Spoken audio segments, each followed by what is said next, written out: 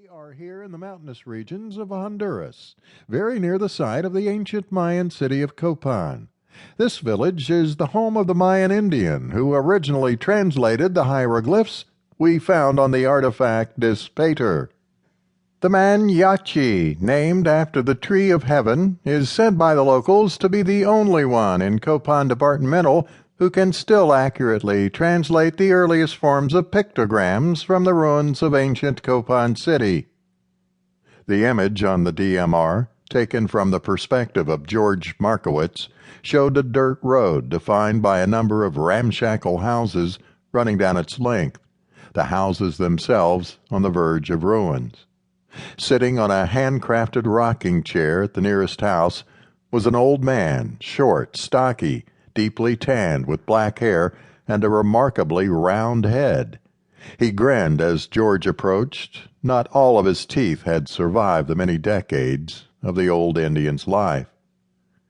"This is Yachi," George said. Yachi rocked once, twice, and grinned deeper as George arrived at the front of the house. He clicked his tongue against the roof of his mouth and said, "Hello." "Good day, sir. I'm George Markowitz from NASA in the United States. I was wondering if I could ask you a few questions." Still grinning like a fool, the old man blinked and replied, "Hiya." "You're the man who translated some hieroglyphs for us last summer." "Hiya." He clicked his tongue. "I read some of the old writing. Guzal Kinichewa, Inta Baran, Guzal Kukulkan." George translated from memory. "Beware the mighty door of Kinich Ewa. Eternity is now before you. Beware the power of Kukulkan." You remember. Very good." "Thanks. Now, we have heard from some of the scholars in Santa Rosa de Copan that you have in your possession a document that dates back over 1,000 years, but they've not been able to appropriate it from you or this village." "It's a legacy," Yachi said, still grinning.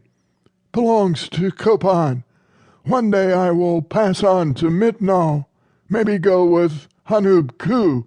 I don't know where I will go. Who will take me? That day, when I pass, it will go to my grandson." Michael wondered why Yachi grinned so, and then he realized that to this villager, George must look like some kind of idiot with a virtual tourist helmet recorder on his head. George asked, "Could I see the document, sir?" Yeah." Yachi turned to face someone off-image, said something in his language, and a boy ran off toward a building down the street. George turned back to the Indian. "How did this document come into your possession, if you don't mind my asking?" Yeah. I was given this gift of legacy by my grandfather, Chikzi, who was given it by his grandfather, who was—" "I see." Yeah. Maybe you do." Waiting for the young boy to return, George asked, "And how old are you now, Yachi, if you don't mind my asking?" Yeah. Don't know. Many seasons. Too many for this old man to count. Not to worry. Not many more to count. No, not many more."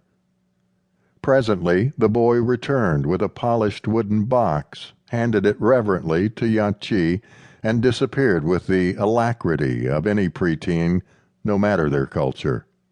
George paid him little attention and focused on the parchment scroll the Indian began to unravel.